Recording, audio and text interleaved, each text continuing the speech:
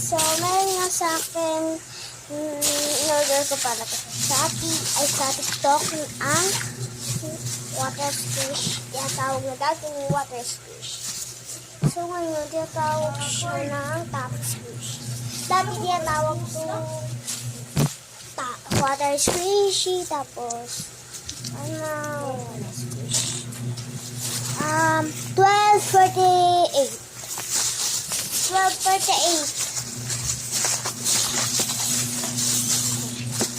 So, meron pa kung ipakita ko. Hindi ka nung mag-alas 2 na.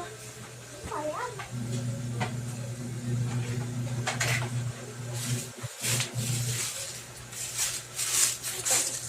Nahanap mo sa kapit mo naman sa ano yun. Ito yung tinatawag dating water squish. Ngayon yung tapa yan.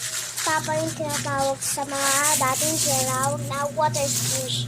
May maliit tapos malaki siya, guys. Ito yung tinawag natin. Dati, ganito ko lang talaga yung tinawag na hawakan. Dati, ganito ko na siya. Sabi niya para talaga siya slime na water. Kasi dati, guys, hindi ito tinatali. Gawa lang talaga siya squishy. Ngayon, tubig sa tubig na siya gawa. Tapos tinali na lang sa plastic. Hindi ko lang kasi itong mabilahan na panglagay ng kaya tinawag na itong tapa ngayon. Parang ano ito pala. Dahil sa laruan na ito, umuso ko ngayon. Kasi dati hindi ito uso eh. Ngayon uso yan. Kasi dahil na naglalaro. Gawin nyo na lang kaya. Kasi gumagawa talaga ako dati nito. Hindi ko talaga pinibili ito dati. Kasi wala kaming pera dati. Kaya hindi ko ito nabibili. Kaya gumagawa na ng una. Nilalagyan ko na. Naglalagay ako sa plastic ng tubig. Tapos pinapatali ko na lang. Ayun lang. Nagawa na siyang squishy. Kaso bawal nyo siya palubohin. Ayan, ito kasi